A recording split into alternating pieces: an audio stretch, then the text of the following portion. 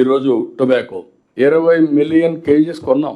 200 కోట్ల పైన 220 కోట్లు అయింది. 230 కోట్లు ఖర్చు పెట్టాం. అది వేయకుండా ఉండాల్సింది వేసారు రైతులు. వేసిన తర్వాత వాళ్ళని ఇబ్బంది పెట్టకూడదు కొన్నాం. ఇప్పుడు హాలిడే డిక్లేర్ చేశాం.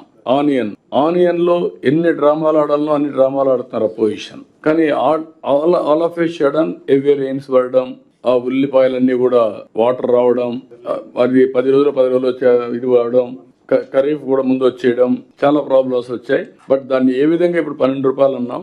మళ్ళా రబీ కూడా వస్తా ఉంది, సీజన్ వస్తా ఉంది.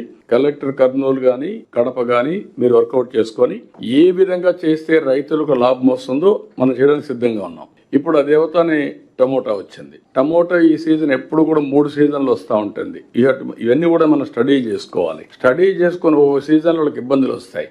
ఆ ఇబ్బందుల్లో మరీ రోడ్డు మీద పడకుండా కనీసం కల్టివేషన్ ప్లస్ వచ్చేట్టుగా వస్తే సర్వైవల్ వస్తుంది. ఇప్పుడు చిత్తూరు గాని ఈ ఏరియా అంతా కూడా ప్రాసెసింగ్ పంపిస్తున్నారు టొమాటోని రివ్యూ చేస్తే. అదే అన్నమయ్య బయట నుంచి వచ్చేవాళ్ళు, కొంచెం దూరంగా నుంచి అనంతపురం నుంచి వచ్చేవాళ్ళు వదిలేస్తున్నారు. ఇంత దూరం రావడానికి ట్రాన్స్పోర్ట్ ఎక్కువ అవుతుందని.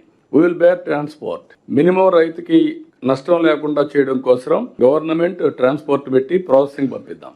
అలాంటి వినూత్నంగా మీరు ఆలోచించి వేస్ట్ కాకుండా ఉండడం ఒక ఎత్తు అయితే, రెండోది రైతు సర్వైవ్ కావాలి. ఎక్కడ కూడా రైతుకి ఇబ్బంది లేకుండా చేయాల్సిన అవసరం ఉంది. ఇక్కడ ఫుడ్ ప్రాసెసింగ్ కోసం ఒక సెక్రటరీనే పెట్టాం.